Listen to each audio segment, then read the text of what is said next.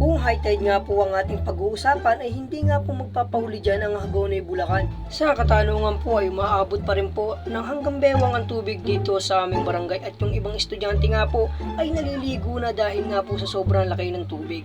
At dito nga po ay umuwi po ang aking tatay galing dagat dahil nga po napakalakas na araw po ng hangin at muntikan pa nga raw po siyang malubog. At kung sa titingnan niyo po ay gulo-gulo po ang lambat ng aming bangka. Nasa kadahilanan nga po na habang namamandaw ang aking tatay ay bigla pong lumakas ang hangin at alon. Kaya agad-agad na nga po ako kumuha ng lalagyan para nga po tanggalin ang mga tinga, na hipon, asuhos at iba't iba pong isda na huli ng lambat.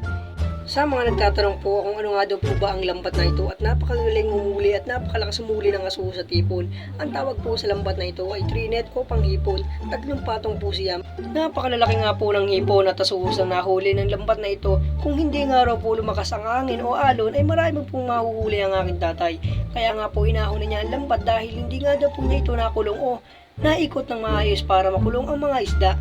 Pag ito nga pong lambat na ito ay naikot o naikong ng maayos ay mas marami pa pong mahuhuli na hipon at asuhos ito dahil nga po ito po ay bumabaon sa ilalim ng lupa at nakukulong yung mga asuhos. Grabe, napakalalaki ng asuhos nito, sarap nito luto sa pesa. Tingnan nyo naman yung size ng asuhos, napaka-good at meron na nga po kaming pang-ulam. Hanggang dito na lang po ang ating video. Maraming salamat po sa inyong panonood. Mag-iingat po tayong palagi. God bless you all. Bye bye.